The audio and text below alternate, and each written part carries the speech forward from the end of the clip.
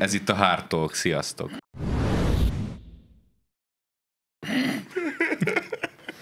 Kíméletlenül felkérdezzük egymást Magyarország jövőjével kapcsolatban. Most, hogy így frissen megismerkedtünk egymással. Igen. A bemutatkozást, a formaságokat hagyjuk is, hát induljunk neki a vitának. És különböző alkoholból jövünk, úgyhogy most könnyörtelen vita mondja, következik. mit fognak csinálni vidéken a pénzzel. Várjál. Utasította már az ügyészséget, miniszter úr? Veszünk a pénzen házi sertéshúst. Akkor kezdjük ezzel, hogy... Tehát most ideig figyelmen kívül hagyták az elvárásainkat, és semmilyen ilyen egetverő fasságot nem kérdeztek. De aztán Gulyás Gergőtől, és most egy hét alatt beindultak. Illetve a készpénzes, az a gyopáros alpát kérdezték fel. A csávónak az a mély megdöbbenés a fejétől feltették, hogy és mit fognak csinálni a 2000 fő alatti településeken a készpénzzel? Fizetnek vele. Pörgette a Tesszosvárost, hogy hol a pénz fejezet, és akkor ott ráadott a pénz. A krokodil úr pénzzel fizet most mindet nem is láttam, az ügyészségest azt láttam. Az a latexes... Legalább csinos a hölgy, ha már belül... Viszont okosan néz, de azért azzal kárpótol. Neked kéne revidálnod az álláspontodat, mert te itt mélyen lenézted a tartótiszteket, hogy a CIA-ban milyen golfozás közben azt se tudják, hogy mi van Magyarországon. De nézd meg, hát tartótiszt nélkül rögtön kiderült, hogy ezek az ügynökök konkrétan gyenge elmélyűek. Igen, és az a csávó, aki 78-ot akart kérdezni. De én a 24.hu-tól jöttem, nem adom oda, bazd meg, annyi kérdezek, mert nem válaszolt, válaszol, jó? Mikrofonom? De nem adom! Én vagyok az újságíró, munkámat végzem. Adjátok vissza a drága szágom! Tehát ilyenkor, amikor ezt kell bizonygatni, hogy de én dolgozom itt egyedül, akkor mindig ilyen vicces, mert szegény Eszter azt, hogy nem is bírtam, mert ő még kezdő gyógypedagógiából, de Gulyás úr az jobban viseli, de... Pedig azon csodálkozom, hogy egyébként ekkora... Másik fogyatékos küldjetek már, bazd meg, hát azért ne ezt küldjétek már. Az érdekes, hogy most ennyire tömören adták elő ezt a darabot, mert általában ezt akkor szokták elővezetni, amikor a miniszterelnök tart. Ja, évele kormányinfót. És akkor na most kérdezni lehet a Orbántól, na most aztán, na most. Most megkérdezzük, hogy még elég sokára fogok visszavonulni. Most megkérdezzük, hogy mi az a házi sertés. És Orbán ettől. És mit csinálnak vidéken az emberek a készpénzzel? De előtte egyik sírnak, hogy nem lehet az Orbántól kérdezni. Tehát ez a 24 pontos újságíró ügynök, ez azt hitte, hogy a Gulyás Gergővel tol ki azzal, hogy nem adja tovább a mikrofon. Pedig a 4-4-es kollégájával. Nem igazából fedezte a 4-4-es meg a rendkívül okos telexes. De tehát ez olyan, mint a foci csapatban, hogy nem tudom én, a középpályás nem hajlandó passzolni. Igen, és akkor olyan béne vagy, hogy inkább legyen. Csak az ilyen utána, nem tudom, hogy a 24 pontos újságíró megkapja, de ilyenkor a foci meccs után ugye ezeket szoktuk bebasszuk a sampont bekúrjuk a zuhanyzóba, és utána rázárjuk lakattal a zuhanyzót. És ő meg ott a habban el van. Hát a futballisták mással szokták egymást szívezni, de ezt most nem avatlak be ezekbe, hogy mit csinálnak egymással. Szerintem a futballról most ne beszéljünk. Igen, futballról most ne beszéljünk. Hát most szerintem ne. De van futballos hír, RTL Klubos Koki János, az most megdúlta magát a válogatotton, pedig eddig kurva nagy drukkere volt. És maradjunk a Hard Talknál, ha már úgyis érdemeljük ki az Arán per 3-nak a figyelmét, hogy már ránk uszította a feljelentőket. Nem szeretem, amikor vádaskodsz. Kérdezte, nem mondta, én hallottam. Tehát ott a Kokó Maci pénzmosodájában ugye az alkalmazottak most azzal vannak elfoglalva, hogy a csatornánkat jelentgetik, akkor tényleg foglalkozunk. De ez most tényleg így van? Már csak egy tipp. Hát már nekem előbb mondták, hogy ránk szálltak. Hát oké, csak nem tudtuk, hogy. Tehát figyelj, hát ha hogy ennyire ötletesek ezek a kommunisták. Kerestsük fel őket a Google-nál. Keresték a logikátlanságokat, és akkor azt keresték egy ideig, és utána figyelj, jelentsük föl, az a biztos. Rájöttek, hogy a logikátlanság az tényleg csak sima pőrekáröröm. Szolgálati közlemény ugye a nézőknek, akik keresték a hajóágyút, de nem találták. Szolgálati közlemény, most amit mondunk, most nem halljátok, mert nincs ott.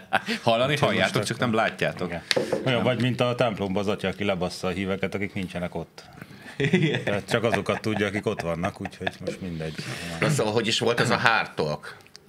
Hát áprilisban valamikor, április 20-a környékén a Kócián Péter meg a Puzsé Róbert előadja, hogy most keményen felkérdezik Magyar Pétert, akivel akkor találkoztak először. Tehát így kiderült. Akkor találkoztak először? Tehát a Puzsé Róbert, a polgári étosznak a megtestesülése, az keményen számon kéri a Magyar Péteren a polgári értékrendnek a megvalósítási mozzanatait. És a polgári értékrendben ezek szerint És oda hívják beletér, hogy ilyen moderálnak. bődületeseket hazudnak, mert ugye a Direct 36 cikkéből kiderült, hogy már márciusban ők tanácsadóként, meg szöveggondozóként, meg ilyenekként, tehát ilyen munkakapcsolatban álltak a Hungarian Pete-tel. Jó, de a Direct 36 az egy fideszes... Ja, nem. Megvette a Tehát a tót. Kócián Péter, akit mindenre moderátornak hívtak oda, ő volt Magyar Péternek a szöveggondozója. Teljesen függetlenül természetesen. Tehát a Kócián Mondjuk elég Péter szar interjú munka. volt a Magyar Pétert, miközben a Kócián Péter moderálta, hogy a Puzsér fölkérdezi polgáriságban Igen, a magyar vigyázz. Magyar Vigyázzat, hogy Pétert, a- és közben a Tehát, szövegét meg ő tehát írta. összejött 3 teljesen független, autonóm személyiség, hogy megbeszéljék komolyan és értelmiség ilyen a Magyarország jövőjét. Na most ők ezzel szokták Hát ez baszogatni mondjuk a legalább- közmédiát, nem? Meg ilyesmi, hogy megkapják a kérdéseket, és akkor úgy kérdezik meg a miniszterelnök Ezt tudom, urat, mire meg hasonló. emlékeztetett engem, mint hogy te csináltál, ugye a Makkot Hártóban felkérdezted a könyvről, amit közösen írtatok. Ja, igen, az kurva jó volt ez. Na, Volt ez moderátor? Én moderáltam. Ja, hogy nem Moderáltam kellett magunkat. moderátor. Igen, nem éreztem egy kicsit se furán magam egyébként. Na látod, a Kócián meg Magyar Mert Péter, nem akkor vagy nem érzi magát. értelmiségi, bazd meg. Ők nem érzik magukat furán. Értelmiséginek rendben vagy, egymás heréit nyaljátok, és akkor jaj. Ugye milyen Most jót kemény írtunk. vagyok, de nagyon jó. mi jól Attila, szoktunk néha, alkottunk. szoktunk néha 4-kezes cikket írni nagy ritkán, akkor egyrészt írunk egy 4-kezes cikket, majd utána Hártóba felkérdezzük egymást a cikk Na, tartalmáról. ez érdekes ötlet. Ja, de várjál, és a legfontosabb, közönséget hívunk és pénzt szedünk érte. Tehát ez a Nem is legszebb- keveset. Tehát ők ezt pénzért csinálták közönség előtt. Hát a Puzsér nem nagyon csinál semmit, csak És Csak úgy ígér, igen. készpénzben lehet csak fizetni, mert tudjuk mire használni. azt nem tudjuk, hogy mi az. És mit vesznek a készpénzből a fingában? Na látod. Hát azt mondjuk. Mert A pult fölül, vagy a pult mert azt alul nem tud, mert azt nem, mert azt Hát nem, szerintem ott már pult fölül árulják. mert azt ugye nem tudják az újságírók, hogy mit csinálhatnak az emberek vidéken a készpénzzel. De azt a mi- Tűzoltó utcában sejtjük, hogy mit csinálnak vele. De legalább Van még kokián? Nincs már kokián? de legalább nem a ott Puzsér volt. úgy jelentést adott a porszívó ügynöknek. Igen, ki a porszívóidnak. Na mindegy, adunk egy kis időt, mire Én lehet. értem, csak hogy ugye azt tényleg ezzel házalt, a vonal ezzel házalt. Nem mondj ilyeneket, mert akkor ezért feljelent be. Nem, ez a vonára nem vonatkozik. Vagy valami, Hagyjuk nem most tudom, hogy a ezért. porszívót árult, Nem de valamit mondjál, árult. nem mondjál ilyeneket, mert a végén leszedik a YouTube-ról a Igen. műsor. A végén lesz szokuk Ha már feljelenteni. érzékeny lelkű ex-jobbikos, akkor mit szóltatok a csücsökhöz? Ez az új neve, csücsök. Kire gondol? Hát a Jákob Peti, tudod, a csücskét Ja. tartotta a DK-s DK-s? Rát a DK-ba? Hát már mikor? Molinónak. Gondolkodtam, hogy hogyan kell mondani, hogy Molinó vagy Moniló. Moniló. Moniló, de azt megeszik a Neked farkasok, az leginkább más. De Mari odaengedte, hogy a csücskét így foghatta 2 kézzel, és ilyen tök boldog volt. És akkor Hát ugye, azóta Varjú, csücsöknek úgyhogy nevezem. Képzeljétek el, hogy ez mennyire szép lehet, amikor a Feri azt mondja, Péter, töröld már le, Péter. Nézd, ott van egy kis sára cikk. De ne a Péter, kezeddel, a a nyelved. nyelveddel, Péter, töröld le. A néppártyán. Láttam, hogy Milyen jó vezető a jár. kis buszt, kurvára félelmetes De baszik. tényleg ennek a Jákob... Péter Nagyon keményen És a nyomja Jákob így felé. lenyalja, ott van a sár még a száj szélében, és akkor maradok a néppártyán. Vajon az Aránd, ez miért nem tanul ebből? Mert a Jákobnak volt egy 20%-os pártja, meg egy takaros felesége, meg egy rendes családja. És van egy rúsnya nője, meg a csücsköt tarthatja a DK-ban. Ideig jutott azért, mert belénk állt. Majd megtanulják, hogy beléd nem Ez az érdemes. Aránd is megtanulja. És nem nyerte meg a aliázó versenyt se ráadásul. Arra nem jelent Hát el vezet, se ugye? indult Majd rajta. amikor az Olyan, mint inkvizíció, a meg a Tisza. drogkereső Igen, rendőrök egyszerre rúgják rá a tanga kávézóra az ajtót, akkor majd elgondolkozik azon, hogy jobb ellenfelet kellett volna választani. A kisember igazsága, bazzak Amrút. Milyen kis ember igazság. hát abból Akik van. lebuktatták a taszosokat Ausztriába, ugyanazok fogják rárúgni az ajtót Persze. a tangára. Meg azért csipogót se vásároljon. Vannak kapcsolataink. Nézd új mobiltelefonomban. Egyébként elképzelem, hogyha a Kócián tényleg ilyen nagy autonóm személyiség, Hát nagyon. és így nem adta oda a Hártók előtt a kérdéseket a Magyar Péternek, mert ez csak úgy fog ez a műsor jól működni, meg úgy autentikus, hogyha nem adja oda, és a Magyar Péter egy elvette, mint Rost Andrá kezéből a mikrofont. Hú, az de kellemetlen volt ez a jelenet. Hát a Rost Andrá nem 24-es újságíró. el kell venni a Dehogy kezéből. volt férfi. Mekkora Örüljön férfi. a Rost Andrá, hogy nem dobta neki az övet. De ugye És a Rost Andrá egy Péternek- hihi-haha, és átölelte De- őt, és a feministák mélyen hallgattak erről is. Ugye szent meggyőződése, hogy ő mindent mindig jobban csinál, mint bárki más a Földön. Tehát, hogy a az a Direct 36-ban ott összegyűjtötték, tudod, hogy mennyire meg volt sértve, mennyire sértve érezti magát, hogy először a feleségéből lett államtitkár, meg miniszter, mert úgy érzi, hogy ez mindenki árt volna. Hát persze, hogy neki járt És volna. Szóval annyira okos és tehetséges. Nem azért, mert okos és Rost tehetséges, Andrának- hanem mert ő a hóhatár fölött született, és az elitba született bele, és neki miért nem adtak miniszteri Ő, ami pozíciót? fegyőrünk igazából. Igen. Minimum. És a Rost Andrának kiveszi a mikrofont a kezébe, hogy én jobban tudok énekelni, mint az opera énekes. És akkor ilyen kurva hamisan eldödögi, hogy a bőrtön ablakában. Hát az a kérdés, hogy a Rost Andrá az beleszületett a hóhatár fölötti elitba, vagy nem? Mert hogyha nem, akkor nem tud jobban énekelni. A csávó legalább ebben autentikus, hogy természetesen hegyvidéken akar indulni, hol máshol. Nem Nyírbátorba bazdnek, hanem a hegyvidéken. De azért, Hát egy azért, szavazója akkor már van, bár még nem tudom, hogy most mi lesz. azért a Tóninak... Most rászavaz hát a hegyvidéki. Nem? Melyik? Nem tudod ki a hegyvidéki, az meg a hegylakó? Nem tudod ki Melyik az? a Hát a hegyvidék? Hajnal Miklós. Hát nem rá Ő ma gondoltam. visszalépett a Az Javára. Hát Ja, a Lóbert. Hát a Lóbert, persze. Ja tényleg, igen. Nem tudom, de azt szerintem még a szerelem addig kitart, hogy az MSZP-re rányomjon egy X-et, tehát arra mindig kész a Róbert. De azért, Milyen azért a MSZP? Tóninak milyen kérges fekete szíve van már. Tehát Milyen tudod, így MSZP? ránézett Mire a balos gondolsz? ellenzékre, Dehogy ezekre a nincs. progresszívekre, meg ilyenekre, és akkor na, akkor adok nektek messiásnak egy gyengelmélyű akarnokot, aki még agresszív is. Jó lesz? Mi lesz a következő, amit kitalál nekik? És az a hegyvidéki fajta, aki most átpártolt Mohából a Momentumhoz a jobb oldalról az elmúlt mondjuk egy évtizedben. Mi lesz a következő? Egy Matolcsi. Az Ádám. Már is kész van a következő balos néptribún. Hát majd Rangos Katalinhoz beparkol az aranyszínű bugattajával. Ott vereti. Tudod, majdnem azt mondanám, hogy szegény ember Andrew Tate-je, de hát a gazdag ember nem Andrew Tate-je. Szegény ember, az nem vonatkozik rá, az biztos. Ez az ász jelentés, hogy egész érdekes dolgok voltak benne.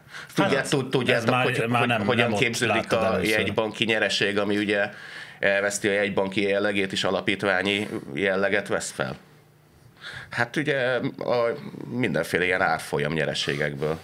Igen, rontják a forintot, és azon Például, meg hogyha De azt nem a Geci Orbán csinálja? jegybank vesz Hát eurót, nem. aztán Na hirtelen hát. romlik a forint, majd eladja az eurót, abból jegybanki nyereség képződik, az beleteszik a Pallas Athéni alapítványba, és akkor a Ádámka abból majd a saját lábán áll. Ja. Így. Hát semmi új novumot nem tartalmazott a jelentés, igazából ezt már évek óta olvastad az ellenzéki Az sajtóban. ötön volt egy cikk erről, és úgy eszembe is jutott, hogy az oligarchák jellemzően mindenhonnan ilyen feltűnősködő, tudod, jacht meg, meg 50 milliós reggelig, bazd meg, Már a Lázárnak is ha újra azért, kezdhetném, igen. akkor komolyan mondom, valami ilyen tököm helyen nyitnék egy éttermet, hogy van olyan hülye, aki 50 millióért reggelizik, bazd meg. Tehát ennél a világon nincs jobb biznisz, érted? Ebből megszedheted magad, hogy van olyan idióta, aki 50 millió. Mert az a gazdag, akinek van esze, az kurvára nem fog 50 millióért reggelizni, de ezek 50 Persze, millió. ezek az ellenpéldák, az a svéd Schuher, aki nem tudom, használta Ja, a náci? kereskedésből, igen, vásárolta a cuccait a náci. Igen. Ezzel most nem segítettetek. Van 50 Ez nem a bútoros svéd náci, hanem a de ez ruhás. a bútoros a bútoros svéd. svéd bútoros náci. svéd náci. svéd Tehát náci. volt egy 58 milliárd dolláros vagyona, de a használt ruhákat vásárolt magának, hogy spóroljon. Hát a svéd. Hát persze. svéd. Tudod, amit megnyert az aranyfogakon, az, na mindegy, hagyjuk. Azok a svájciak, az más. Nem, a svédek. azok a svédek. Svédek azok az acélt adták, nem? De miért adták az acélt? acélt? Mert márkát nem mert fogadtak el. üzletelni akartak. Nem, de nem, mi hanem volt az márkát nem ellenérték? fogadtak el. Nem fogadták el a márkát? Nem, aranyat volt kellett egy kis, adni. ez pedig nem tudom, miért nem fogadták el, az Pedig a németek úgy vigyáztak a márkaértékére a második világháborúba. Így van. Simán meg lehetett bízni abban a valutában egész világ. Nem fogadták el a márkát, nekik aranyba kell kifizetni az acélt. Honnan volt az arany? Fogalmam sincs. Pedig egyébként Fogalmam. Mibe került az acél? Mármint úgy, hogy milyen tárgyakba Fogas építették kérdés. be. Ja, A fogas svéd kérdés. mentalitás azért egy pár dolgot így megmagyaráz. Tehát hogyan adsz el egy új cipőt egy svéd milliárdosnak, hogy új cipős, Olcsó. minek? Egy gyerekmunkával csinálod. Akkor jöhet.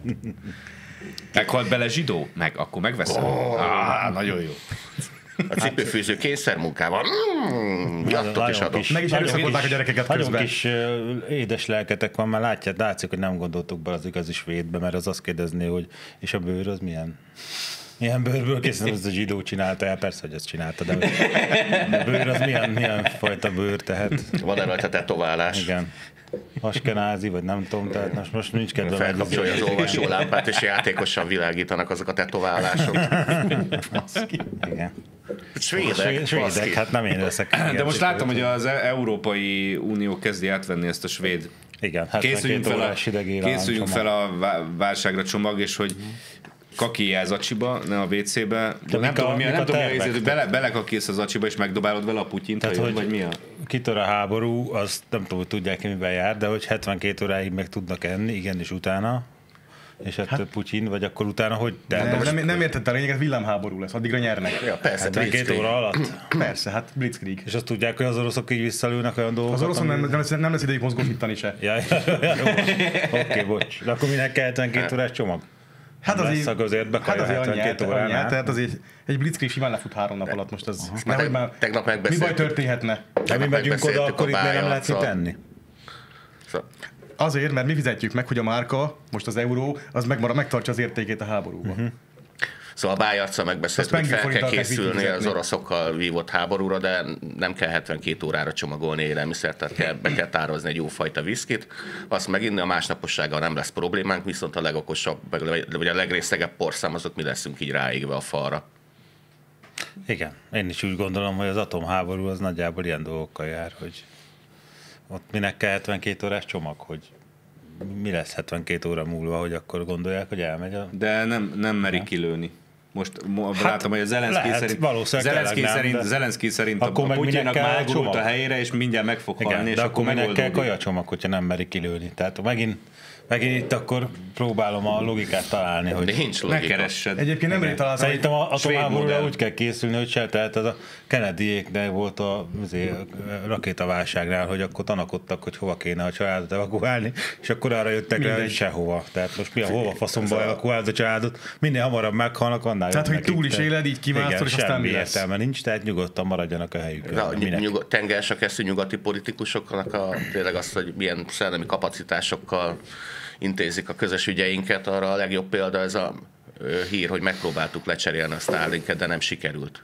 Tehát megpróbálták kiváltani a Starlinket, és akkor tényleg így eszembe jutott ez a jelenet, amikor a Ursula meg a Kaja Kallas beszélget egymással, hogy akkor cseréljük le a Starlinket. Van európai műhold? Nincs. Az mi ott? Hát a kettő, hát de az a Saturnus látszik jó időben, az nem műhold. És az? Hát az a nyilas csillagkép. Az sem műhold? Nem. Akkor nem sikerült. Hát igen. Megvizsgálták, hogy van-e európai műhold az égen, és kiderült, van, hogy csak nem arra. Nem arra. Meg nem annyi, gondolom. Erre az élre. De ez körülbelül olyan, mint hogy mit tudom én, megnézem, hogy kint vagyok a konyhában. De most ha már háborús. Hát ha van égen, akkor van esélyre, hogy kint vagy egyébként. De a Kaja Kallasznak megvannak a kellő kapcsolatai ehhez. Miért nem ezt a férjén keresztül rossz műholdakat ehhez? Sima ügy lenne.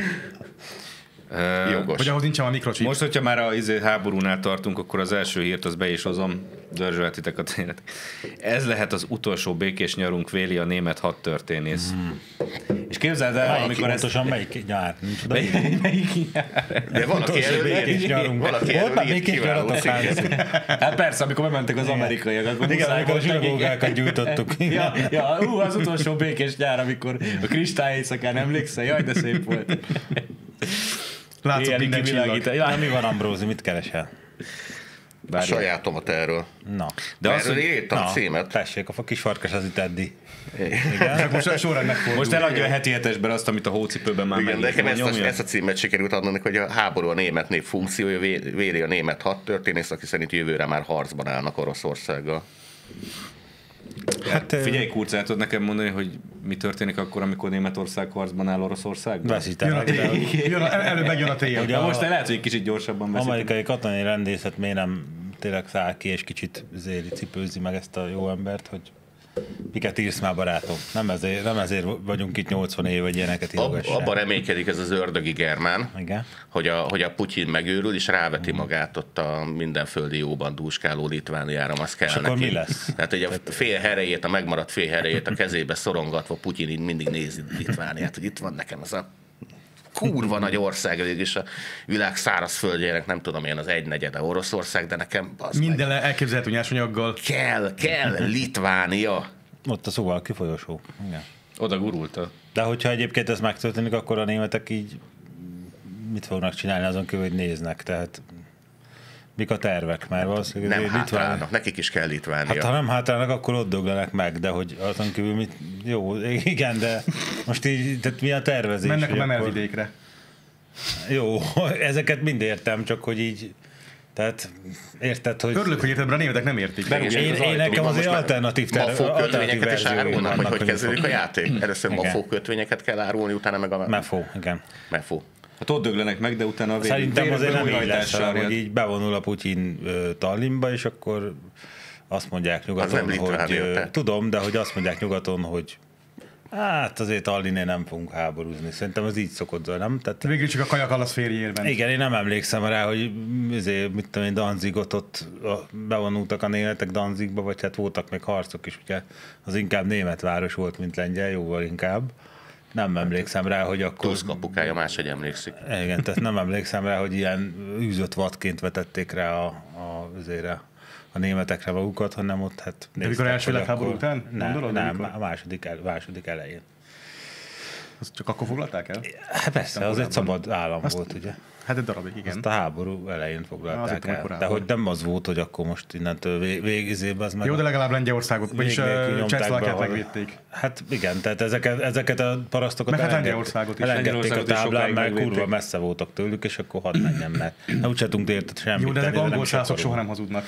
Hát, de most se hazudnak, mert nem ők, ez a hülye németek vannak megvadulva, tehát nem csak ők. Van egy védelmi szövetség, ami addig működik, amíg meg nem próbálják megtámadni Észtországot, meg Baltikumot, és akkor ha megpróbálják, akkor ezeket elengedik egy pillanat alatt. Tényleg így, ez egy védelmi szövetség, és arra fog ráni, hogy jön a német, hogy támadjunk. Igen. Hát mert a németeket beveszed egy védelmi szövetségbe, akkor támadják Oroszországot előbb. De azt olvastam, hogy nem csak ők vannak megkülve, a lengyelek is. Hát tényleg? És portugálokkal mi a helyzet? Nem akarnak? Nem, a lengyelek készülnek háborúra. És aztán volt ilyen, hogy az írek állítólag küldtek kontingenst a új EU NATO-ba? Azt hallottátok? Igen? Igen. Az írek. Mit? 2 trombitás? 12 katonát állítólag felajánlott. 12-t. Nem hadosztályt, hanem katonát. 12 mit? Katonát, de hogy... 12 darabot? Utólag de ők is iraveteránok, és ebből tudod. visszakoztak, hogy nem küldenek annyit. Van 12 darab katonát? Fő, igen. Az elég jó. Figyelj, akkor az 1000 kilométeres frontot tekintve, hát az a Csaszovjáron az egy raj, mondjuk. Nem, az a Csaszovjárnban a Bandera utca 1 és a Bandera utca 3 között fent tudja tartani a frontot. Hát egy írkatona? Hát nem tudom. Az olcsó a pia. Attól függ, hogy otthon annak idején harcolt, tudod. Igen, de aztán az lett a vége, hogy mégsem 12, mert annyit nem akarnak. Jó, de ugye írkatonák azok tök képzettek. Egy egész tornyot elfoglaltak.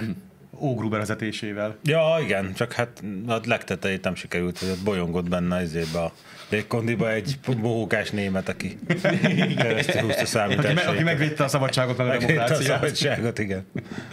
A hajlandó koalíció viszont egészen megkapóan ilyen bunker jeleneteket adnak elő. Tehát ilyen nem létező hadosztályokat tologatnak ott a ukrán térképen. Annyi hadosztályokat tologatnak, ahány fő katonájuk van, azt mint hadosztálynak képzelik. Urszulával megállapodnak, hogyha majd lesz világháború, és majd elpusztul Brüsszel, akkor utána az Európa Parlament épületéből ilyen kurva nagyot építenek újabban, vagy belőle. Kupolás parlament? Nagy kupolás európai parlament lesz. Igen. Egyébként megadja, nincs igazad abban, hogy hogyha neki a német az orosznak, akkor az hamar véget fog érni. A ruszki az föltűnően rohadtul ráér mindent szarrá lőni. Hát jó. Hát csak igen, csak... Tehát még ott is, amit egyébként meg akar szerezni, akkor mi lesz azzal, amit nem akar megszerezni, csak szétlőni akarja. Például Németországot.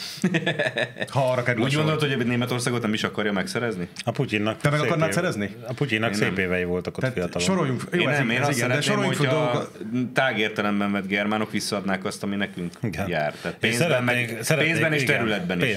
Pénzben meg őrvidékben. Meg őrvidékben. Szóval Ursulának azt is kéne javasolni, hogy mivel ugye mindjárt világháború lesz, azért legjobb lenne a német nagyvárosoknak a pincéiben a szénkészletet felhalmozni, nem csak 72 órára. Ja, igen, volt akkor mi is. Baj lehet? De lesz, hát ők már volt energivende. Halmozzanak fel a pincébe szelet meg napsütés, ne szemet. Jogos. Egyébként soroljunk föl dolgokat, amiket szívesen megszereznénk Németországból. Hát például a pincébe tárolható napsütést, mert abból olyan sok van, hogy bőven jut a pincébe. Rügerről hordták be oda, mi? Tudnak. Próbálok a pénzen kívül más, de nem ugrik rá más. De a saját pénzünket, tehát nem az Hát övéket. Erdei Bence megvan, tehát innentől mit akarsz a pénz mellett még? Van még valami fiatal gyerek, aki kell onnan? Nem hiszem. Területet? Hát, Őrvidéket. azt nem a németektől akarom a területet. Hát, Azt elintézzük magunk már, amikor a németektől kaptuk a területet. Hát jó, de azt nem tőlük akarom, azt majd. Ha nem? Hát majd azt a Trumpal lebeszéljük, hogy Majd a Musk. Trump átnyújt egy izét, figyelj akkor, mert mi az Friedrich, figyelj akkor ezt, meg ezt kell megcsinálni, meg Ausztriába adod azt a kicsit. De Ausztria nem is én vagyok. Jó, de tudjuk, hogy mi a helyzet veletek. És akkor Merz önkéntelen is odaadja, hogy azt se tudja, miről van szó, meg hülye ez a Donald, de hát egyszer csak így. És mit fog ez az egészhez szólni a világhírű szlovén filozófus? Ja, a Bódi kutyája? Van másik szlovén filozófusabb. Nevét imádtam. Elfér 2 filozófus abban az Megbírta országban? jegyezni a nevét? Országban? Hát ilyen nevet. Rodár Grombmanik. Az Ambrózi mondja ki. Már a Szlavoj is semmi, tehát a Szlavoj az valami ilyen... Szlavoj azt jelenti, valami hogy dicsőségszerű jelentése lehet neki. Nem. Szláv nyelvem. Nem. Ja, szláv nyelven igen, de amúgy nem azt Amúgy nem, csak szláv nyelvem. Na és a csávó valami olyasmit magyarázott, hogy a magyar Szlavoj revizionisták Zsizsek, törekvések Hunor jelentik Koppány. Európára vagy Szlovéniára a legnagyobb veszélyt? Igen, Hogy itt a a magyar nagyobb. haderő megindul, és akkor ilyen Meg a német, meg japán az osztrák, birodalmi meg az zászló olasz. mintájára, hogy mindenfele így megtámadunk mindenkit. Igen, hogy azért vannak náluk amerikai csapatok, hogy azért fizetnek, hogy megvédjék őket a magyaroktól. De nálunk meg Trump küld amerikai csapatokat, és akkor azt kell majd, hogy azokkal fogunk üzenni, hogy na, a magyar-amerikai csapatok megtámadják a szlovén-amerikai csapatokat, és visszaveszik Mura közt. Tehát képzeld el. Hát a Muravidék. Muravidéket, majd ott szomorkodunk, hogy mennyi amerikai meghalt ezért.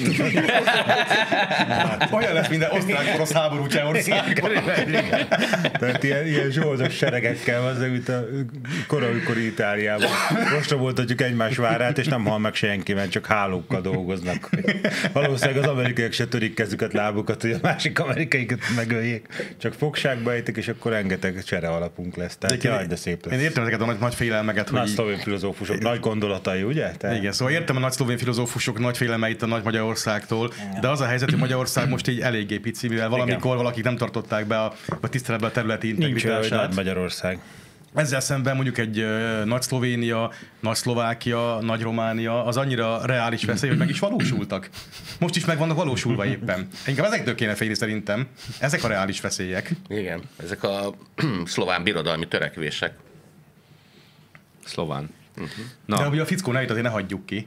igen, mi a neve? Nincs neked fölírva? Hát, ha te nem... Spomenka Hribár, ha jól emlékszel? Igen. És az mit jelent? Hát meg rákerestem, én azt hittem, hogy valami... Honnan tudsz te szlovénül? Kezdjük itt. Hát csak úgy Kezdjük tudogatok. az Csak úgy tudogatok. Ezek a nevek, ezek a nevek során. az meg, tehát hogy Tóciában az ember bemegy egy kocsmába, és olvassa ezeket a Provenszkák, Hribár, meg ilyen serek vannak, és nem bazd meg, akkor kérek egy vizet. Na szóval én a Hribnél valami gombára gyanakodtam a cseh nyelvből kiindulva, de kiderült, hogy a Hribár az ilyen kb. Dombit jelent, mert a Hrib az domb, tehát a Dombia családneve, de ez a Spomenka név, ez azt jelenti, hogy emlékmű. Dombi Dombi ez a emlékmű neve. a világhíres filozófus úrnak a neve. Tehát hol van ehhez képest a mi világhírű filozófusunk, a Lukács archívum? Na, majd akkor kiállítjuk a filozófust a nagy erdő mellé, amikor kiesik az első osztályból a DVSZ. Hát ő lehet majd dobálni tényleg Galaxinnal. világhíres, és tényleg egy emlékmű lehetne ennyi idős Mátibi. Dombi Tibi. Hát igen, Dombi Tibi idősebb, mint Szlovánia, meg híresebb. Hát igen, az biztos. Az az izé, hogy a szlovákokba viszont ne kössünk bele, mert a Trump az megvédeti, a felesége szlovák, és akkor megvédik neki a Nem szlovák, csapatot. szlovén. Mire mit mondott? Figyelj, jó van. Jó van. Figyelj, csak nem tudja, mi a Ezt a Trump is különbség. tudja egyébként. Menjünk biztosra Jugoszláv. Meg a Marlenka, vagy hogy hívják? Mindegy, igen. Ivánka. Nem az Ivánka, az a lánya. Igen, hanem? Nem tudom, hogy hívják. Nem Ivana. tudom, hogy Marlenka, az jó. Ivánka a lánya, nem? Igen, az a lánya, igen. Várjál? Nem, hogy hívják? Nem fogjuk tudni. Csehszlovák név, hagyd. Melania. Melania, az. Melania, csehszlovák név. Igen. Híres csehszlovákia, Melania. Csehszlovák. Marlenka. Ja. Na, hogy beszéljünk a britekről is. Már minden, folytassuk a hártolkot. Folytassuk a hártolkot. Ebben nem lesz A köszönet. brit nagykövet, nem engedhetjük meg, hogy úgy tűnjön, Putyint megjutalmazzák az agressziójáért. Megadja, nagyon kemény vagy ma velünk. Tehát akkor nem engedhetjük, Ide adhattad volna ezeket a kérdéseket. nem engedhetjük meg, hogy gyengének látszunk, és akkor ezért cserébe látszik, hogy gyengék vagyunk, vagy nem tudom, tehát próbáljuk már meg ez Mivel a gyengék kérdés. vagyunk, ezért nem engedhetjük meg, hogy Tehát gyengének látszunk. múltkor erre a felvetésre egy hónapja már megválaszoltak, tehát a lettek megmutatták a muszkliaikat. Nem, azok a litvánok voltak. Litván Muscle Beach ott Na honnan származik Melania? Ugye? Lehet vagy litván? Hát szerintem az oroszok valahol sem Jugoszláviából. vették észre, hogy az lett vagy litván muszlim, mert nem néztek épp oda, de hogy... Tehát most akkor még mindig ez a kérdés, hogy mit lehet csinálni, hogy Putyin ne nyerjen, de hát Igen. muszklik meg lettek mutatva. De nem nyerhet. Az Még meg. több muszklit kell mutatni. Akkor most mutassák meg az észtek is. Most a britek mutogatják a muszkliaikat, tudod? Az szép lesz. Egyébként bármi kijön a brit titkosszolgálati jelentések, azok a legviccesebbek, Sir amiket... Humphrey. Te fú, bazd meg. Brit tudósok Most már írják. kezdesz rájönni, hogy azok nem vígjátéksorozatok Az voltak. igenis meg miniszter- igenis persze, hogy miniszter, nem. Persze. Realista dráma igazából. Hát mondjuk a Monty Pythonos katona jelenetek, azok tényleg azért így kb. Valóra váltak, meg a fekete Ja, iper. hogy ebben meg- dokumentumsorozat. ja, hogy ebben meg is lehet sérülni? Igen. A végén még megsérül. Hát de tényleg, hát most fel a brit hadsereg ígéretet tett a Starmernek, mert ugye Starmer mondta, hogy akkor bevonulunk Ukrajnába, és ott rendet csinálunk, és akkor Tényleg? és a tábornokok, meg ott a vezérkari főnökök, meg nem tudom, hogy szóltak neki, hogy jó, de hát tulajdonképpen a fegyver, katona, meg hajó hiányzik ehhez az egészhez. És mondta, hogy jó, Akkor szólunk az amerikaiaknak. Ja, várja, azok nem jönnek. felállítjuk a különleges egységet, az a Putyin összezavaró hadtest lesz. És most éppen egy színpadon katonai Putyin blokkoló. egyenruhában táncolnak a Putyinnak, hogy ettől most Putyin összezavarodik. Ez a terv? Ez a terv. Tehát, hogy úgy zavarják össze a Putyint, hogy összegyűlnek 2 hetente a Macronnal, meg az Zelenszkivel, meg éppen aktuális gyengelméjűvel Németországból, és akkor így azt mondják délelőtt, hogy megyünk Ukrajnába rendet tenni, majd délután azt mondják, hogy nem. Majd másnap reggel felkelnek, és üzennek Putyinnak, hogy megyünk, retteg, majd délután kijelentik, hogy nem megyünk. Aha, és ebbe egy idő után annyira belezavarodik, hogy azt mondja, hogy hát kivonulok. Hát már remeg a kacska keze, így fogja az asztalt. Most jönnek, nem jönnek, jönnek, nem jönnek, jönnek, nem jönnek. Teljesen össze vagyok zavarodva, mondja Putyin, vonuljunk ki Ukrajnába, ezt én már nem bírom idegen. Úristen, még Harry is elkurult. Valaki keresse meg. Szóval kurva jó. A haditerv, tehát hogy a baltiak mutatják az izmaiakat, a nyugatiak meg összezavarják, tehát ez már, hogy is mondjam, ez a totális háború. Tehát a baltiak adják bele az izmot, a lengyelek a higgadtságot, Az észt, a csalafintaságot, a németek pedig a tervezést. a mögöttes Mi baj történhetne? számításokat. A Pszichológiai igen, hadviselés A szlovének történik. pedig a birodalmi attitűdöt. Na, meg vagyunk mentve akkor. És akkor Robert azért írt, hogy mi ebben a NATO-ban már nem leszünk benne. Hát ámen. Tehát ebben azért ugye gyuvak NATO-ja. Hát jó. Az Zsupár most ott tart, hogy 2026 lesz az utolsó demokratikus választás. Ámen. Németországon most megvolt az utolsó, úgyhogy nem tudom mit.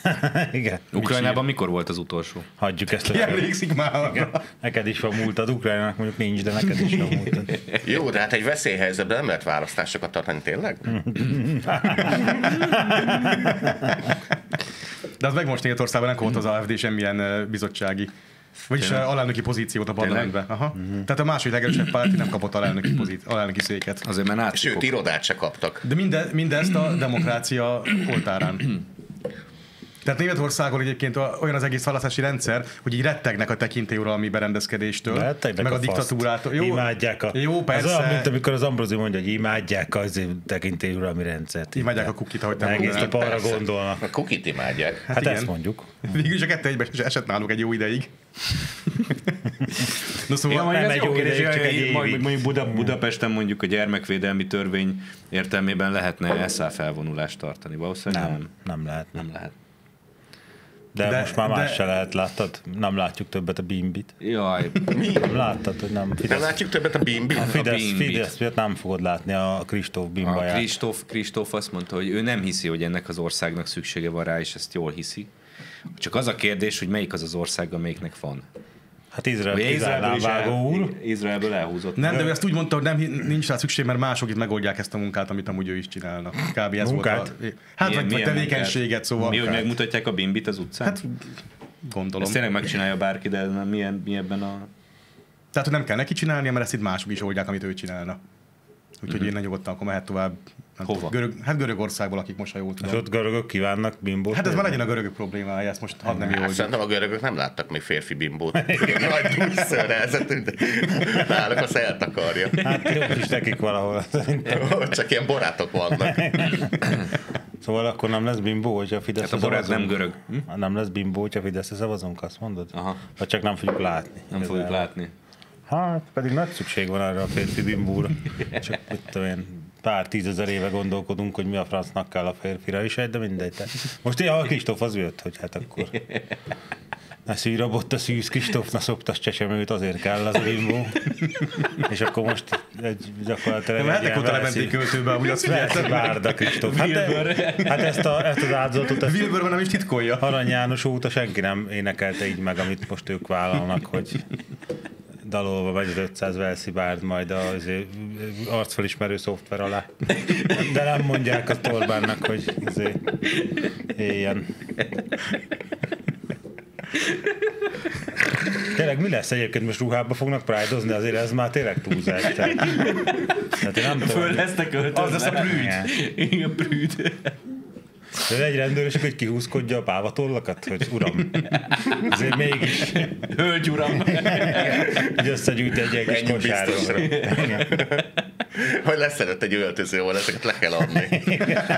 És majd később tudod, a tangában lesz a bázis, a tanga kávézóban, és akkor meg mutatják, tudod, beadják a bilettát, hogy a 113, és akkor kihozzák nekik a pávat. Mert tolják be a kis állványokat oda a tangába.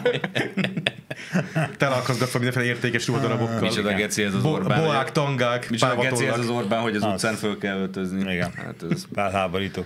Én úgy gondolkoztam azon, hogy most, hogy megvonták tőlünk a gyülekezési jogot, De nem vonták meg. Kussolsz, bazd meg, megvonták, tehát most, hogy megvonták a gyülekezési jogunkat, akkor most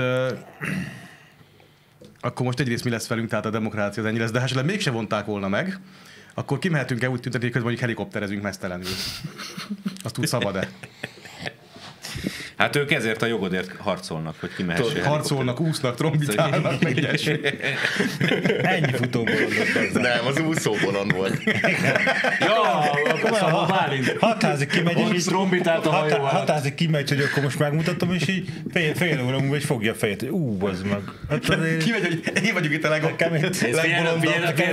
Például a diktatúrát, hogy kérem, Szabó úr, jöjjön már ki onnan, legyen szíves. Fogja már meg azt a kurvát, harmadszor dobom be magának az úszógubit. Nem? Nem, én itt akarok trombitálni, a lustadik körmester, hogy süllyed.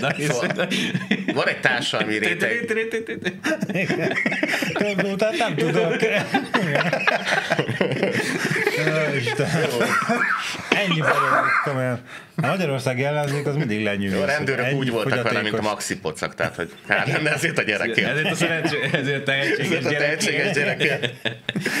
Ez mentsük ki, ez jó lesz. Ma is konzervért tiszik a rendőrség, igaz? Csak jöjjön már Szabó. Olyan szépen trombitál. Ezt tették újra, bazd meg, azt nem értettem. Hát szerintem adtak neki 2 pofont, hogy fejezze be a műsort. Azért a szívét nem tudja megállítani őzére, parancsszóra. Tehát az... Szabó Bálint, aki eltűnik és mesztelenül találják meg, viszont ruhába úszik. De várjál, de ugye az volt a szöveg, hogy le akarta leplezni a Botka Lászlót, hogy összehívott egy ilyen sajtótájékoztatót, de hogy nem jelent meg a saját sajtótájékoztatón, és később mesztelenül került elő az M43-as autóúton, és azt mondta, hogy a saját cipőfűzőjével kötözték ki őt egy élő szalmabábúhoz, vagy mi a faszhoz, bálához. Szalmabálnához, mármint. Viszont a Pride témára egy kicsit visszatérve, van egy társaság, akit nem beszéltünk, akinek az egésznek a nyertesei, ugye a gyermekvédelmen kívül. A multis dolgozó védelem. Akiket eddig kötelezően kivezényeltek a faszopó ideológiát árusító multinacionális cégek. Igen, szó szerint. A bankokról felkezdjünk meg, mert ők ebben fontos szereplők voltak. Tehát ugye a Pride betiltásával több ezer hálás fideszes szavazó képződött most meg a British Petrolnál, meg ezeknél. Nem mondott céget, sípoljunk. Miért? Hát a British Petrol Vonul? Persze, ezek vonultak, ott tartották Azt a tudom, táblát. hogy igen. ExxonMobil is vonul, ott vonultak. Citibank, azzal beszélgettem, és a Citibank alatt az azért Engem a tudom. Citibank nem. Milyen jó, hogy ezeket a nem South Park tényleg megcsinálta ezeket a Igen. részeket, hogy így engedem az olajat az óceánba, és viszont sajnáljuk, és vonuljunk a Pride-on.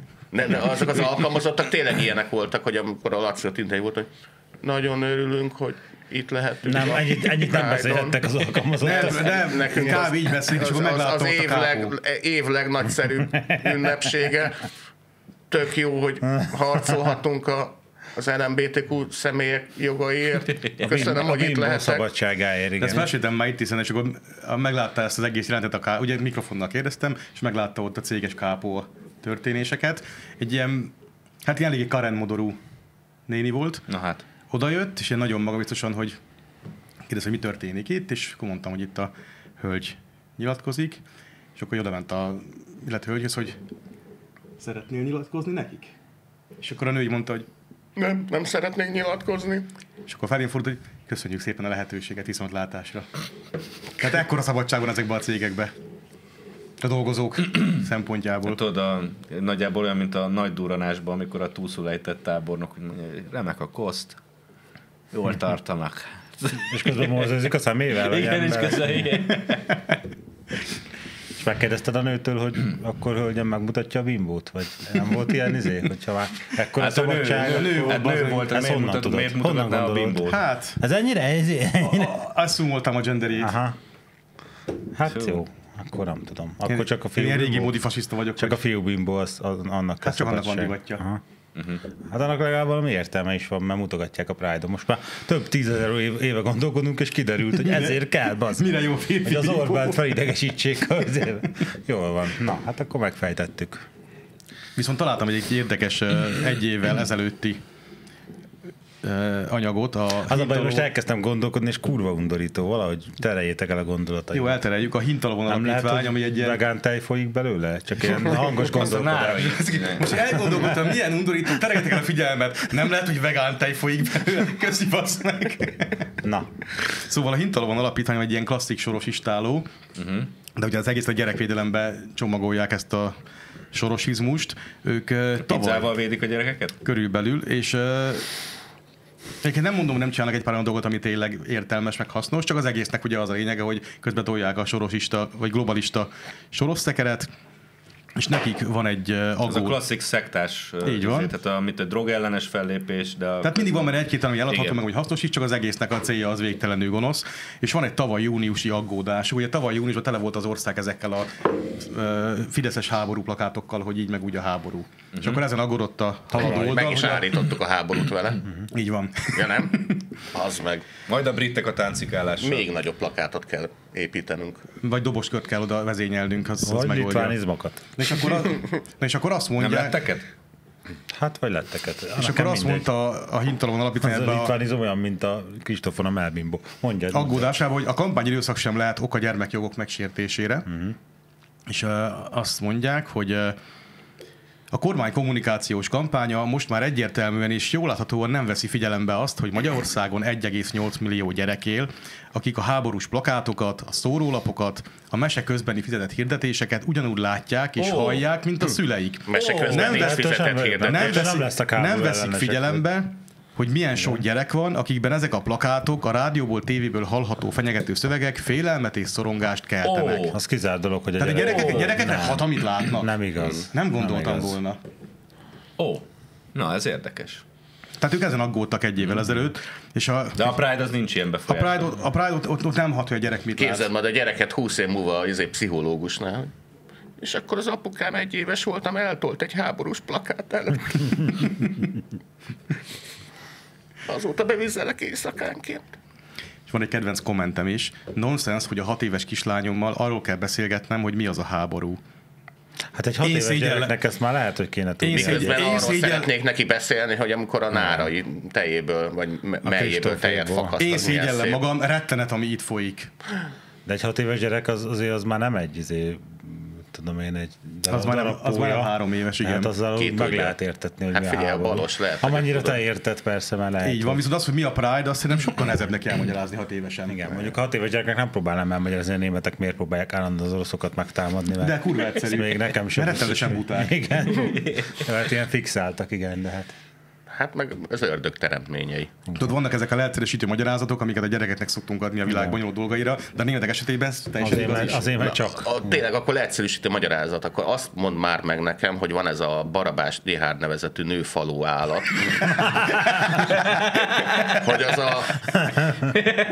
hogy ez a Pride balhé miatt ő most miért akarja a templomokat szivárványjal kivilágítani? Mert nem szeretne provokálni. Mi a fasz köze van egy katolikus plébániához, a gyülekezési törvény gyermekvédelmi törvénnyel való összecsiszolásához? Mondjuk ezt a Pride-ok esetében is nyugodtan megkérdezhettük volna, amikor kimentek ilyen álpap reverendákba, ekkora műkeresztekkel ott villogni a mindenféle zibulobbisták. Nem vallás, csak higgyél benne, meg körmeneteljé, de nem Így vallás van, amúgy. így van. Jó van. Az másik vallása, a körmet élnek.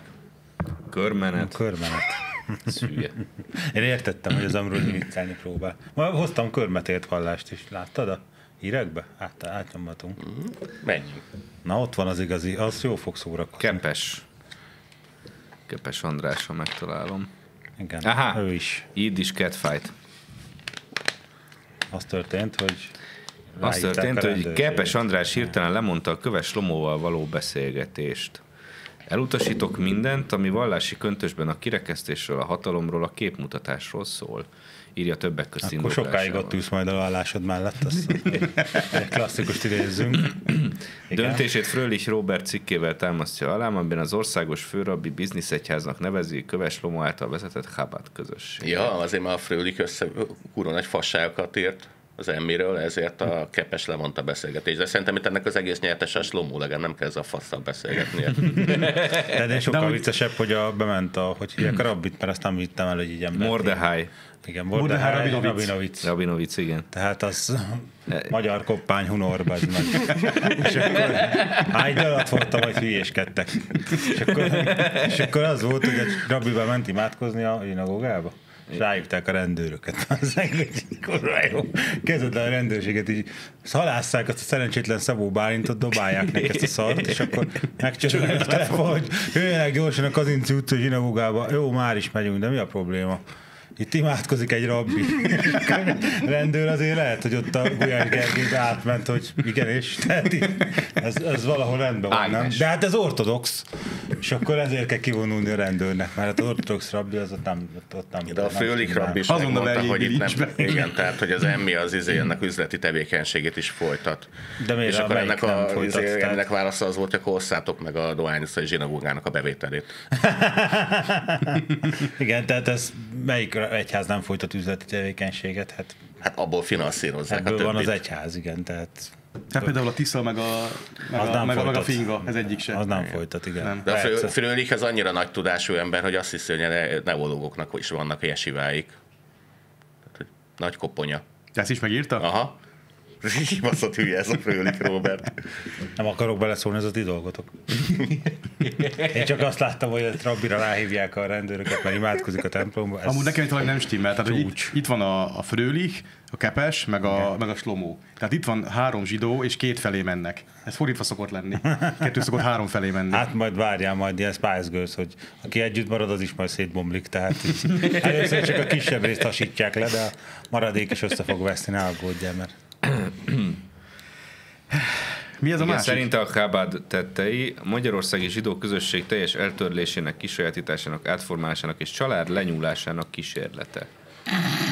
Most akkor eltörlik, vagy lenyúlják? Hát először eltörlik, aztán lenyúlják. Először De mit? lenyúlják, aztán eltörlik. De eltörlés lenyúlja, de mit? A pénzt, mit nyúlnak le. A zsidó De- közösséget. Na jó, de ilyet írni antiszemitizmus. Magyarországi zsidóságnak nem a Ugye, németek Magyarországon fognak. antiszemitizmus van, itt a Igen, tehát bizonyíték. néha nem jön egy rabbi, és a végén megjelenik Matócsi Ádám, és az utolsó pénzt így Jalany Bugattilákon. Szomorú szemű zsidók ott fognak nézni. Nyaf. Elvesztette felekezeti jellegét. És akkor már szalad már így, mint a Dagobert bácsi, itt a pénz. Ott fog állni. Nézd, a saját lábamon állok.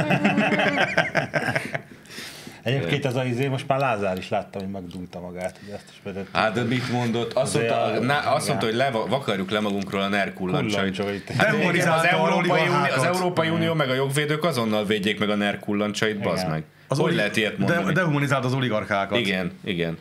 Kérem, hangos tiltakozást kérek a NER kullancsainak érdekében. Azért nem igazán értek egyet ezzel a Lázár Jánossal. Tehát, hogy felét mondta csak el, hogy mit kéne csinálni. Tehát így lesöpörik a NER kullancsot, és egy nagy elszabadult hajóágyú kullancsot így rá. Ez Ambrózia címnál ki a Jägermeistert, igen. De szép lenne, ugye Ambrózi? Nagyon növesztenéd ezt a hajóágyú kullancsot? Még nagyobbra. Szóval most már úgy látom, hogy a Lázár is azért, hogyha eddig ilyen szintig jutott, akkor tényleg megdúlták magukat. Jó, de ezt a Lázár mondta fél éve is. Persze, ő régen is mondott. De akkor is csak mondta, hogy amúgy nem csak most volt azóta egy poloskázás, és azóta már kullancsozni nem szabad. Ja, igen, az dehumanizál. Szóval régen az izében volt, az a Csini babában volt, emlékeztek arra, hogy nem tudták, hogy a faszba kéne innen diszidálni, és akkor hülyék vagyunk mindenhez, és akkor eszükbe jutott, hogy tánczenekar. Tehát ugyanez, hogy hülyék vagyunk az üzlethez, de a kurvára meg kéne gazdagodni, legyünk neroligalhák, bazd meg, hát az még a Matolcsi Ádámnak is sikerült, és akkor valahogy tényleg ez egy ilyen elég rossz ilyen minta lett. Gondolod, hogyha valaki ezt csak úgy hozzábasznak egy nagy halompénzt, akkor... Attól még nem tanul meg üzletelni, meg nem lesz sikeres. Lehet, hogy ez így van. De ezek még ahhoz is hülyék voltak, hogy legalább egy építőipari vállalkozást létrehozzanak. Hát, hogy akkor parasztaténi pénzből felújítjuk a pénzmúzeumot, megcsináljuk, de várjál, ki tud itt építkezni, villanyszerelni, festeni. Tudod mit, a Garancsi cég lesz az alvállalkozó. És akkor így elindult a pénz, és akkor így és alvállalkozó. Csak az ebben a gond, hogy azt így látták, hogy megint akkor... ez a rendkívül kreatív tolvajlási módszer. És így rájöttek, hogy építkezni azt lehet, ez működik, és innentől kezdve akkor így mással meg se próbálkoznak. Pedig azért ez az még hiányzik a történetből, tehát lehetne más is csinálni, mint építkezni és betonozni. Például futballistát, vagy joghurtot árulni. Nem, de erről már beszéltünk az élelmiszerboltok kapcsán, ugye, hogy lófasz, semmi. Valaki nem akar venni valaki kergesse ki a legyet a CBA-ból. De egyébként azt meg én nem vagyok hajlandó elhinni, hogy Magyarországon nincs egy olyan már jelenleg is vállalkozással próbálkozó ember se, aki egyébként így tudna jogurtot árulni hatékonyan, meg megfelelő körítéssel, és nem is kommunista. Mivel őket, hogy vállalkozó. Tehát az, aki vállalkozó, az jó esélye nem kommunista. Hát azért vigyázzál ebbe az országba. Kis vállalkozóknál azért mondjuk. Ők nem szeretik az államosítást általában. Mikor egy vállalkozás megjut az állam méretre, azt szereti az államosítást propagálni, ez már egy másik szint. Szóval tudta, hogy egyébként akad olyan vállalkozó, aki ilyen dolgokra alkalmas, de mi lenne, hogyha mondjuk ő kapná az arany Bugatti, nem pedig a Matolcsi Ádám? Hát mondjuk az is egy nehezített pálya, hogy ez a kis kereskedelmi láncok, ugye a ő tulajdonukban lévő felvásárló, meg disztribútor cégek nyilván nem fognak a magyar konkurenciától vásárolni terméket, a Spanyolországba is be lehet hozni azt a kurva bonyolult sonkát. Jó, most nincs itt Ábrahám Robi, nem fog beleszólni, de miért nem lehet akkor Magyarországon egy normális termelő közeg, meg normális helyi földolgozóipar, ami erre ráépül? Meg víz. Hát az tehát víz, aztán normális termelés, aztán meg erre ráépülő normális helyi földolgozóipar, ami egyébként mind-mind munkát adna. Azon a vidéken, ahonnan az emberek így települnek be a budapesti lakóparkokba tömegével. Tudod, ez a ketyeg a biológia órája. Most a víz visszatartással foglalkozik 20 év múlva, vizelet visszatartással. Hát remélem, hogy csak 20. És főzőcskézni kezd, ugye? Ja, tényleg, az kurva jó. Főzöl? Szoktál főzni? Nagyon ritkán. Aha. Majd gyakrabban. Igen, ez az idősödő férfi ember erotikája. Azért csak ritkán. Jaj. Na, Pörzse Sándor. Várjál, még most előbb volt szó a Baltikumról, és itt még látok egy hírt, amit nem tudom, ki rakott be. A Jude Law. Hey. Te voltál? Igen. Ez mi? Hát nem tudod kit játszott a Jude Law? A zsidó jogot. Hát az a neve, de hogy kit játszott, nem fogod kitalálni. Hát már látom. Most már nézzük, kell kitalálniuk. Tehát, hogyha meghal a Putyin, akkor nem lesz. Nem marad utánpótlás nélkül, mert egybe szerintem ez a nagy brit terv, ezt nem mondják így meg, de én gyanítom, hogy a brit titkosszolgálat nagyon koponyák vannak, hogy ezt tervezik, hogy meg kipróbálják egy sorozatba a Jude Law-t, mint Putyin, és ha átmegy, akkor a Putyin meghal, akkor oda dobják.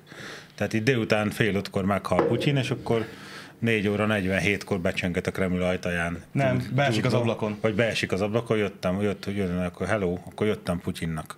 És az oroszoknak nem fog feltűnni, hogy ez nem a Putyin. Tehát az oroszoknál, akiknél van 70 Putyin dublőr, ha minden igaz, hihetünk a briteknek. De azok is rákosak, meg meghalnak. Igen, a 71. lesz a nyerő a Jude Law, tehát így szegény Jude Law mi rosszat tett, hogy Putyint játszhatnak vele, az meg. Tehát a szegény ember Bruno Gánca a Jude Law. Hogy játszott Putyin? Mert a Putyin igazából semmit nem csinál, csak így mosolyog egy asztal mögött, ahol egy ilyen 70 méteres asztal mögött így ül, és akkor így néz, tehát így. De mivel játszik Putyint? Hát a fél heréjével, mivel játszik. Ja. Lesz egy film, Putyin. A Kreml varázslója. Az lesz a Putyin. Bevetik az lesz a Putyin. Netflixes film legalább? Putyin hatalomra törése és Vagyim Baranov nevű tanácsadójának felemelkedése. Igen. Erről szól a film. Ki az a Vagyim Baranov? Hát igen, az orosz tanácsadókat nem ismered, mert jellemzően meghalnak. Ők meg kiestek az ablakon, ő nem halt meg, de ő is valamilyen kegyvesztett mára, azt hiszem. Mondta Putyinnak, hogy ezt Vladimir, ezt ne csináld, és akkor Vladimir megdúlta magát rajta, úgyhogy nem ismered már Vagyim Baranovot. De a Putyinnak vannak ilyen sötét dolgait, ott taxizott például, tehát kétkezi munkával dolgozott, kereste kenyerét. És ez azért... És ez Belpesten nem értik. Belpesten ez, hát meg Bel-Londonban ez alantasnak számít. Tényleg nem szociológus volt előtte? Nem. De ő taxizott, nem a Prigozsin taxizott? Az is szerintem, meg ő is. Meg az is. De ez meg valami fedőfoglalkozások lettek, tehát rendesen KGB-ztek.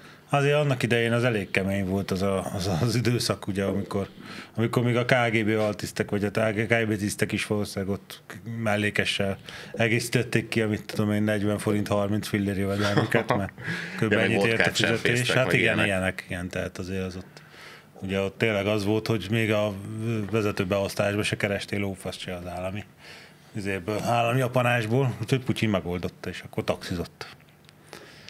Na hát Jude Law, reméljük, hogy jó Putyin lesz, mert lehet, hogy megállapodna, nem tudom, ki a Starmer, vagy hogy hívják, lehet, hogy egy izébe jártak. Szétadnám egyébként, hogyha oda kerül a Jude Law, és aztán gyorsan megtámadja Litvániát. Hogy folyélem. Starmer így mondál, de hát egy kollégiumba jártunk Eatonbe, hát miért Jó, de hát most már én vagyok Putyin. Én vagyok Putyin. Beleszerettem a szerepbe, igen. Itt ebben az orosz világban, hogyha egy színészből elnök lesz, akkor megváltoznak a dolgok. A De Niro taxizott, én meg Putyin vagyok. Ilyenek ezek az őrült vezetők, tudod, hogy a Trumpnak a Panama csatorna kell, meg Grönland, és akkor Putyin meg Litván. Akarom Litvániát. Mi van Litvániában? Minden. Kérdezni a Starber, hogy de miért akarod Litvániát? Hát én nem tettek róla, meg van írva a forgatókönyvben. Csak azt tudom eljátszani, amit megírnak nekem, nem engem okolj. A népszolgája vagyok. Igen, a Baranov megírta nekem ezt kell csinálni. Tehát így adnám. De ez volt az első körben, talán az 22-ben végén, vagy 23 elején merült fel, amikor a litvánok bejelentették, hogy akkor bosszúból, hogy a oroszok megtámadták Ukrajnát, hogy ők akkor blokkád alá helyezik Kaliningrádot, és akkor lezárjuk a Szuvalki folyósót, és akkor tengeri blokkád is lesz, és akkor így még a Bidenéknek is volt annyi esze, hogy így megsimolták, hogy buksi, nagyon, nagyon jó ötlet volt, de tudod, hogy ez a San-Remói egyezmény, meg a ENSZ alapokmányok, meg minden szerint ez háborús agressziónak minősül, is akkor Oroszországot háborúban álltak Oroszországgal, és az 5. cikke innentől nem érvényes, és akkor a litvánok azt mondták, hogy ja, nem is mondtam ilyet. Ja, mint a Trump, hogy mondtam volna ilyet? Ilyet mondtam volna? De hát nem a Trump ennek a kifejlesztője, azt mondjuk, hanem az Európai Unió. Hát a Tusk. Hát az egész Európai Unió így kommunikál. Mi nem vétóztunk semmit. Tuskó Hopkins. Tényleg most nem fogunk semmit vétózni, hogy kicsit hiányérzetem van. Hetek óta. Ezen a héten még nem vétóztunk. Nincs új vétóról. Hát majd jövő héten megint megpróbálják beléptetni Ukrajnát az EU-ba, és akkor majd akkor. Tehát és akkor Szijjártó Péter mondja, hogy nem. És akkor csodálkoznak, hogy de miért? Nem mondhatok még semmi indoklást rá. Kéne ilyen új, hogy ezt a nemzetgazdasági miniszterposztot hagyjuk a zébe, meg a miniszterposztot. Lenne egy külgyógypedagógus, meg egy belgyógypedagógus, és akkor külgyógypedagógiai miniszter lenne a Szijjártó, belgyógypedagógia meg a Gulyás Gergely. De nem, azt kéne, hogy a miniszter az nyugodtan dolgozzon, végezze a munkáját, és amikor a gyógypedagógiára van rászorulva egy-két Európai Uniós politikus, meg hazai újságíró, akkor a gyógypedagógus küldik a miniszter helyett. De hát a miniszternek van... De a miniszter ezt élvezi szerintem. Hát látod az ha arcukon. érezi, akkor csinálja, de ha van neki jobb, fontosabb munkája, akkor meg azt kéne végeznie. A Gulyásnak van egy ilyen kiürösödött tekintete, amikor gondolkozik a válaszon sokszor, de szerintem ő ezt már élvezi egyébként. Mikor bemondta a végén, hogy hát most együtt olvastuk ugye ezt a házjelentést, amit mi is most kaptunk meg, és maguk is ebből hát próbálnak meg kérdést föltenni. Az ügyészséget irányítani a minisztérium? Igen, nem. Az azért még Észak-Koreában sincs, hogy a minisztérium felügyelet ügyészség. Legfeljebb Franciaországban van így. Európai országban olyan? A Szijjártó látszik, hogy ő régen végezte el a Bárci Gusztávon a gyógypedagógiát, tehát még olyan igazságügyi minisztérium. Azért nincs, hogy az ügyészséget te megmondod, hogy akkor XY ellen nem emeljen vádat. Hát Franciaországban egy ilyen nyomozó ügyészség. Az igazságügyi minisztérium alá van rá. Van jó, az oké. Franciaországban így küldték rá a Le Penre, a Macronék a házkutatásra ezt a szervez. Amit itt ügyészségnek hívsz, az ugye nem mindenhol igazából azt, már van, ahol nyomoznak, meg nem tudom, az itt korlátozott a nyomozat, én nem tudom, mi jogkörük van, még pótnyomozás még lehet, de ugye itt a rendőrség nyomoz, tehát minden amire rákérdeztek, az Nyugat-Európában van. Itt hát nincs. jó, így igen. Tehát Magyarországon nincs olyan hatósági szerv, akit a kormány ráküld valakire, aki problémája van. Franciaországban meg van ilyen. Ez, hogy így alá tartozik. Ön szerint az ügyészség a kormány alatt? Nem. Az nem azt jelenti, és azt mondta Csaj, hogy igen. És mondta, hogy nem. Igen. Tehát az nem azt jelenti, hogy te utasítasz egy ügyészt, hogy mit csináljon, mert akkor ez... És az értelmes tekintet, amit vágott utána. Pedig mondhatta volna, hogy de hát miniszter úr, én készültem. Hát csak szabad. Otthon még tudtam. Szóval Szijjártó egy picit visszatérve, hogy te a gyógypedagógiának régi ágát képvisel, amikor így próbál érvelni, meg ilyen észérveket, hogy hát, hogy gyerek magától is rájön, hogy nem kellett volna, ezért nem tudom én, gesztenyével dobálni a tigrist.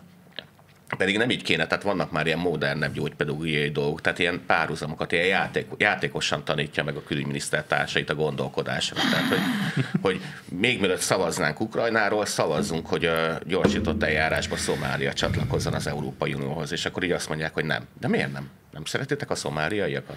Rasszisták vagytok? Mondják nekik, hogy de Dél-Svédország már tag. Mit akar még a miniszter úr? Hát fölvettük Szomáliát, Dél-Svédország már tag. És akkor így kérdezget, hogy de miért nem jönnek Szlovákia? És akkor így találgatnak, hogy mert Afrikában van? Nagyon jó. Hol van Ukrajna? Nem Európában. Nem Európában? Hát de egyébként. Egyszerűen Európában és Ázsiában is. Igen. Na és még mi bajotok Szomáliával? Hát polgárháború van. Nagyon ügyes. Hol van még polgárháború? Franciaországban. Németországban. Svédországban. Emelkednének a kezek, hogy az nem kizáró okám. Belgiumban se vennék végig az Hát ott ne emelkedjenek a kezek, ugye? Igen. Aztán hamar elveszítik őket. Románia, nagyon jó. Egy újabb tag, ahol polgárháború van. Tehát akkor ez nem jó ér volt. Visszatérve erre az ügyészséges példára, azt ők összerakták már a haladárok, hogy amikor például azt mondják, hogy a kormány miért nem intézi el, hogy a Kalettának szigorú büntetése legyen, versus nincs alárendelve, illetve a bírói függetlenség. Igen, de azt úgy lehet elintézni, hogy a törvényeket szigorítod, de igen. Mondjuk egymiből jogos, csak azt nem a kormány szigorítja, hanem a parlament, ugye? Van kormány többség, de... Ezt én nem értem. Jó, hát... Olga, én ezt nem értem. Hát ezért basszák meg magát mindig az autószerelők, László. Hát nem érti. Kinarancsárgálik a térkép maga mögött, az csodálkozik, hogy a Olga mit csinált. Olga, én ezt nem is értem. Na jó, de mire használják a kis településeken a készpénzt? És mi az a házi sertés? És miért nem kérdezhetek 28-at? Tehát csomó olyan kérdés, ami... Pedig rengeteg jó kérdése van. Na, de tényleg ilyen tesztvárosokat ki kéne osztani a újságíróknak. Igen. Előtte, és akkor utána azzal végeztek, utána sokkal kevesebb kérdést fognak feltenni, egy csomó választ. Nem fogják megérteni amúgy te. Hát azért tesztváros. Menjünk tovább. Bár azt se fogják. Pörzse 2025. március 20-án a lengyel-magyar barátságot is hazavágta ez a kormány. Megnézhetjük, mikor áll velünk újra szóba lengyel politikus egyáltalán. 2025. március 21.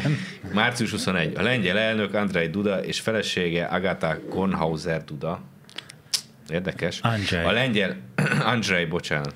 A lengyel-magyar barátság napja alkalmából látogatott el a Virágok városába, ahol Kaposvár polgármestere, Szita Károly és Magyarország köztársasági elnöke Súlyog Tamás fogadta. Na hát akkor Pörzse megkapta a választ. Igen, Pörzse tartja a formáját. Egy nap volt Sándorunk, úgyhogy akkor annyi idő alatt vissza is érsz a haciendetbe a kaputól. Igen. Megjött a pizza? Megjött a pizza. Kilovagolt. Ezt nem akarom tudni, hogy megjött a pizza, mert ennek rossz konnotációja van.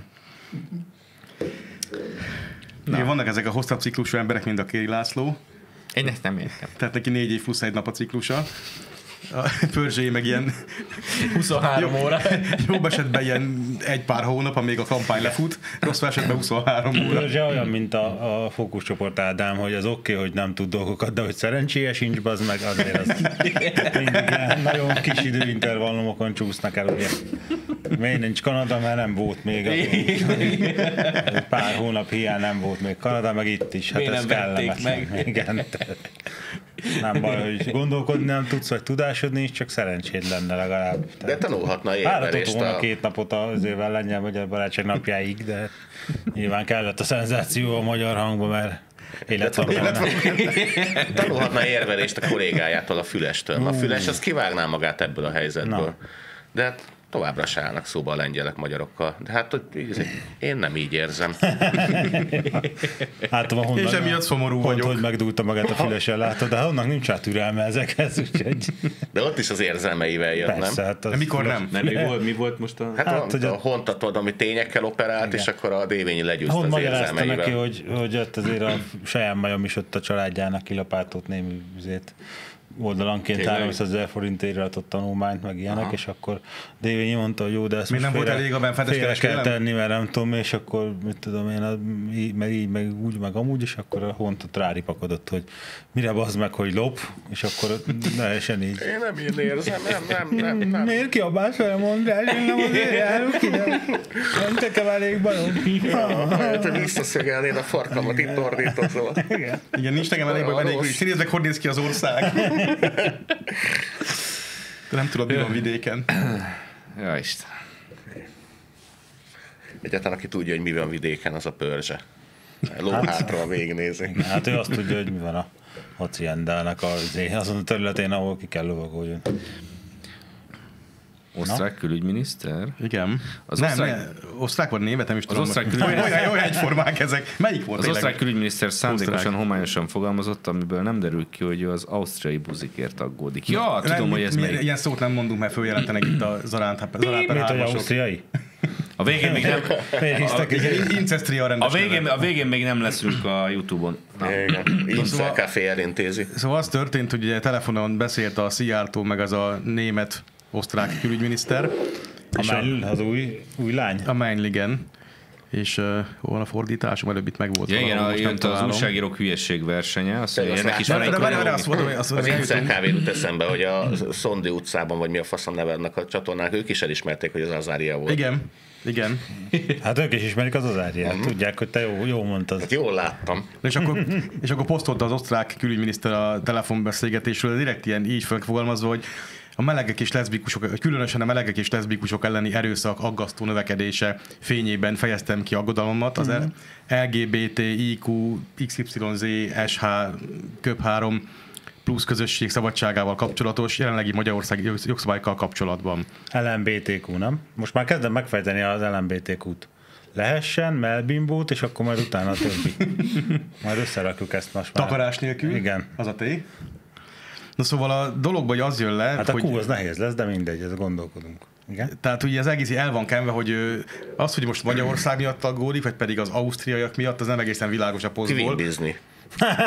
Na, látod? Queen Bizni, igen.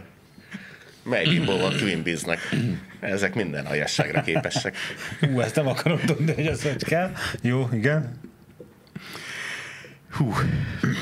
Lehessen melbimbó takarás. Még az így nincs megfejtve. Jó, azt most már az a Q volt a nehézben. Hát az így azt nem, igen. Arra van ötletem az íre, de... Idegesen queenbizni, az a legjobb. Van a nyugodt queenbizés, meg az ideges queenbizés. Na szóval a Szijjártó aztán később tisztába tette, hogy a osztrák külügyminiszter az ausztriai egyre erőszakosabb bűncselekményekkel kapcsolatban aggódott ő neki. De miért aggódik az osztrák külügyminiszter egy magyar külügyminiszternek az ausztriai belpolitikára? Nem érted, ez modern politika, ez ide posztmodern politika, tehát itt találkozik két külügyminiszter, és az osztrák külügyminiszter elkezd az érzelmeiről beszélni, hogy mi nyomasztja őt mostanában. Péter, ha nem csináljátok azt, amit mi, elmeséli, akkor... hogy milyen volt a széklete aznap reggel. Szilárd és bőséges. Igen, de hogy így, ha nem csináljátok azt, amit mi, akkor nem lesz olyan sanyarús sorsa a meleg közösségnek nálatok, mint nálunk? Vagy hogy érvelt ez a nő? Nem, csak úgy panaszkodott. Aggódom az osztrák meleg közösségért, mert a helyi muszlimok terrorizálják őket, és ti nem fogadtatok be muszlimot. Jaj, ezt nem lett volna szabad mondanom. Tehát milyen logika van e mögött?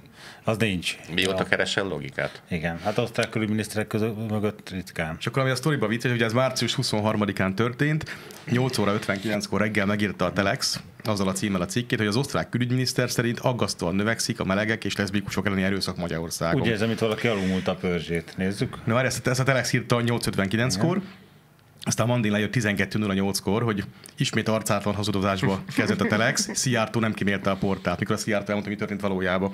És a dologban van egy kis szépséghiba, hogy a Telex ezt megírta 8.59-kor ezt a hazugságát, viszont 7.42-kor a Mandi írta meg, hogy az osztrák külügyminiszter annyira aggódik a magyarországi melegek jogai miatt, hogy egyenesen Szijjártótól kért magyarázatot.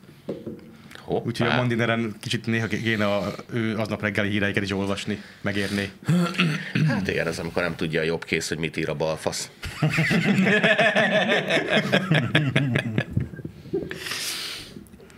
Jaj.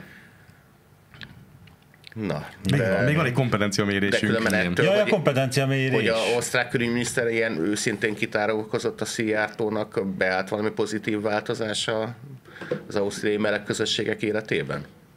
Nem érdekelnek az ausztriai meleg közösségek, nézzék a saját bimbójukat. Van másfajta közösség is ott? Én amúgy továbbra sem értem, hogy Persze, pizza közösség. mi a lótúró az a Arról meleg beszélünk. közösség. Nem, nincs ilyen. Szerintem sincs. Ez egy hülyeség. Ugyanúgy Na, nincs, még hogy a hetero kompetenciamérésről közösség. legyen. Ez az olyan, mint az eperfagyit kedvelők közössége, Igen. tehát ilyenek nincsenek. Na mindegy. Meg a kompetenciamérésről. Minden negyedik, nyolcadikos gyakorlatilag funkcionális analfabéta.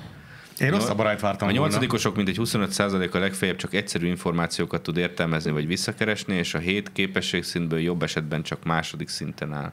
Terült ki a 2024-es szövegértési kompetenciamérés eredményeiből. Na megint valami, amin az értelmiség borzonkat, hogy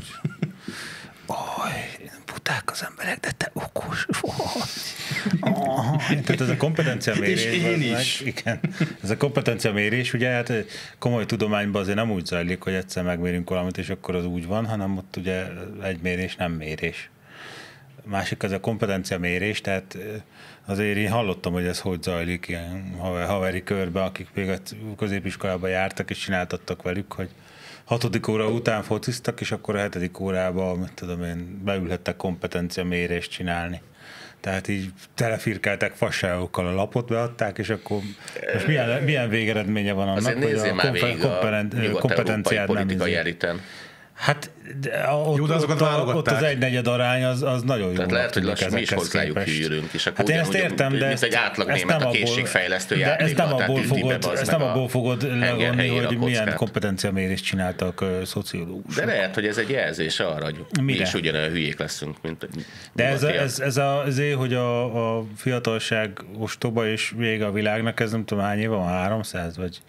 Tehát a Babics Mihály, amikor az kompetencia mérés, tehát igen, hogy lehet-e javítani az osztrák melegek helyzetén azzal, hogy az osztrák külügyminiszter Szijjártónak panaszkodik. Nyilván nem, de ez győz meg erről a kompetencia mérésen elbukott, ezért de a külügyminiszter gyerekek lett kompetenciáját fickó, ezek a tesztek ezek nem mérik. Tehát a gyerekek kompetenciáját a téma az eldolgozott méri, meg az érettségi, meg a felvételi, meg ezek.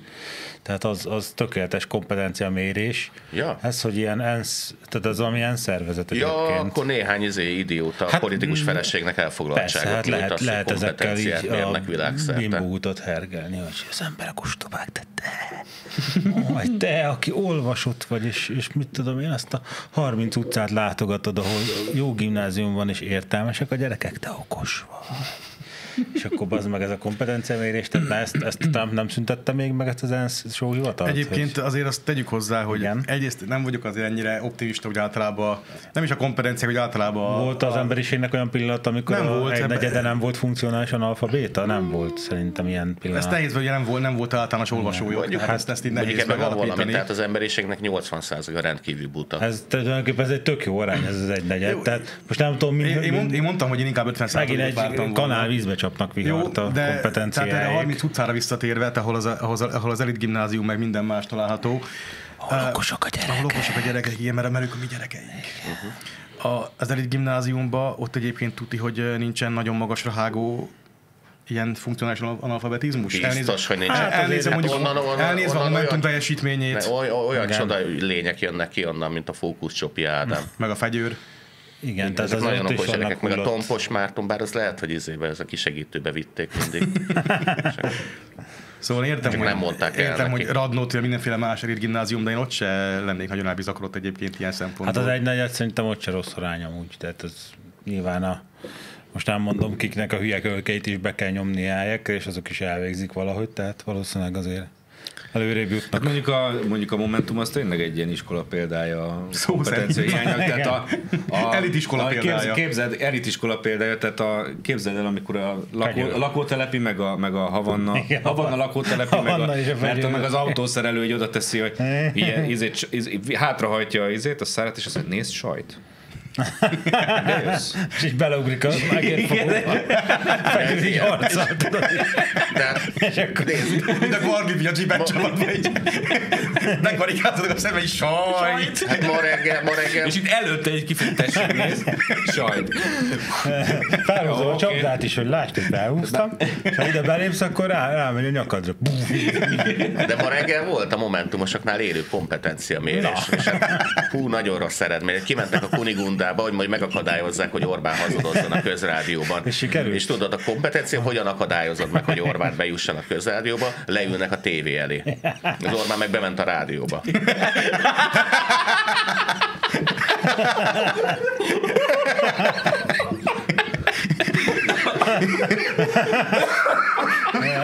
Sajnos. Igen. Azért mondom, hogyha a Momentumnak az egynegyede lenne fogyatékos, akkor tök jó arány lenne a Momentumban. Sajnos ennél sokkal rosszabb a helyzet.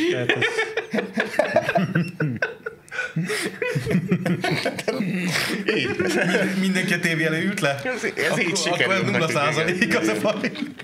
Ez a kompetenciamérés most nem sikerült. Jövő héten megpróbálunk egy újat. Na. Jaj, mikor a kompetencia mérésen nem gyenge eredményt érsz el, hanem megbuksz. Jaj, igen, kicsibe kéne kezdeni. Az a baj, ez kompetencia mérés UV. Az a baj, hogy csinálsz egy olyan tesztet, ami mindenki megbukik, akkor téged vesznek elő, hogy kicsit nehéz volt a teszt. De hát azt meg kellett volna találjuk a rádiót, de hát a tévét találták meg, hát ez nem nehéz teszt. Orbán basztáros. Hát a Momentumnak nehéz, igen, meg az Orbán is felelősség tehető. Meg a köztévé. Na, megyünk lassan már. Ezt tudja a köztévé évi 100 nem tudom hány milliárdból, hogy nem írják ki, hogy rádió. De ki van írva? Hogy a rádió interjút nem a tévébe teszi. Igen. Az én adómból. Igen, megyünk meg, ki vagyunk baszva innen is. Hát nem tudom, hogy a kedves nézők azok... Kellene. De mit csinálunk azt, hogy mi eljutnának ideig, már letörli a YouTube-ba. Ezt már úgy se látják. Pénz? Hát én múltkor mondtam, hogy aki küldött, annak köszönjük szépen. És csak így a jövő hónapban is, mert itt mindenkinek mindig felhívom a figyelmét a rendszeresség jelentőségére, és aki meg még nem küldött, annak meg hát azt kérjük, hogy akkor így mozgósítsa magát, és hát kicsit beragadtak a dolgok a végére sajnos, ahogy attól tartottam is. Elfogyott a pénz, mint Puzsérnál a kokiján. Így van. A hajóágyú azért sír, mert te nem utalsz. Szép volt. Hány csékelünk van a hónap? De most már minek utaljára, nem is vagyunk a YouTube-on. Érted? Ja igen, ezt de vagyunk Spotin. Valahol, ha Spotin vagyunk, meg akkor föl kell venni egy másik videós az helyre. Az X-re toljuk fel. X lesz ebből. Akkor kérünk ötleteket, hogy hova menjünk, vagy inkább ne. De a Rumble nem mondja, az úgy sem nézi senki. De én sem tudom egyébként, hogy hova lehet fölmenni, nem vagyok X-en. Nem az X-re, csak az előfizetéses, és kérünk pénzt. Ó, ügyes. Egy újabb kiadási tétel. Ügyes. Látod, hogy a szerb zsidó dupla blöffel hogy csinál egy szar helyzetből azonnal jót? Ez előfizetés. A YouTube-ról sajnos letiltottak a YouTube-ról, az X meg előfizetés. Hogy 20 sékelnek kell összejönni egy hónapban, arányaiban, és akkor ahhoz képest mutasd, hogy hol áll a sékel számláló. Most vagyunk 12 sékelnél? Annyira vagyunk. 12 sékel? Azt akarjátok, hogy éhen halljunk? Na hát ezt akarják a nézők tőled hallani. Kéne egy kis mutató, hogy mekkora veszély van a hajóágyú. Igen. Sékelmérő. Az egyetlen független csatorna Magyarországon. Hát, vagy még az sem mellett. Lehet, hogy addigra már letörlik, amire ez független, csak nem csatorna. Amelyik valódi hard talkot produkál. Igen. És nem kegyelmeznek benne a szereplők egymásra. Na jó van, adjatok pénzt, mert a végségy szomorú lesz. Vegyetek kelmét. És jövő héten találkozunk. Valamelyik videós felületen találkozunk. Mindig fönnakadások vannak, valahol találkozunk, vagy videó, vagy hangban, majd meglátjuk, hogy hova engednek. És menjetek a polgári mulatóba tegnap előtt. Hát ez már hónapra kimegy, addigra már voltunk. Igen, ezért mondtam, hogy tegnap menjetek a miért nem mentetek oda? Basszuk le őket. Pénzt se utaltok, oda se jöttetek. Na, köszönjük szépen. Hogy már kérni kelljen. Ezeknek csinálunk mi hártolkot, bazd meg. Na, köszönjük a figyelmet, sziasztok!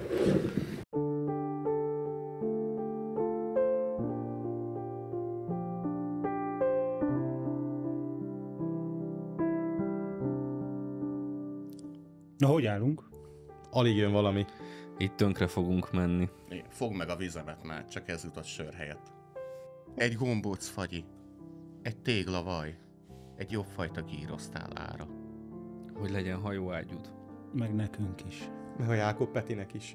Szóval ne legyél már ilyen köcsög, hogy kérni kelljen. Mi itt érted is harcolunk. Meg az európai értékekért. Ha mi elveszünk, te leszel a következő. Gyál. Pénzt. Hozzánk egy árva fillér nem gurul ezért. Sem Sorostól. Sem Korányi Dávidtól. Sem Mészáros Lőrinctől. Sem a német nagykövetségről. Csak a ti mikroadományaitokon múlik. Mondjuk, aki a hajóágyúban nem keresi meg az évi 100 milliót, az hülye. Úgyhogy alapítottunk erre egy céget. De ha nincs pénz, tönkre megy. Ha nincs pénz, nincs táb. Nincs gép. És nincs hajóágyú. Ha ezt akarod, nem kell tenned semmit. Ha viszont mégis szeretnéd, hogy legyen, akkor a videóink leírásában mindig megtalálod, hogy mi a teendőd. Adni mindig jobb, mint kapni.